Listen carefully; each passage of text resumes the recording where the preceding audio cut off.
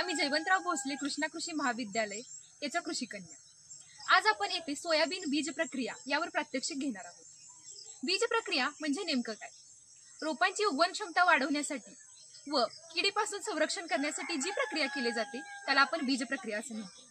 बीज प्रक्रिया का करावी आणि त्याचे होणारे फायदे? रोपांची उगवण क्षमता वाढते, त्याचबरोबर पिकांची जोमाने वाढ होते, किडीपासून संरक्षण होते, साठवणुकीतील किडींपासून त्यांचे संरक्षण केले जाते, बुरशीतून होणारे रोग टाळता येतात। बीज प्रक्रियेचे 3 प्रकार: कीटकनाशक, बुरशीनाशक आणि जैविक। त्याचे एक सूत्र आहे FIR। F म्हणजे फंजीसाइड बुरशीनाशक, I म्हणजे इन्सेक्टिसाइड कीटकनाशक आणि R म्हणजे रायझोबियम जैविक किंवा जीवाणू।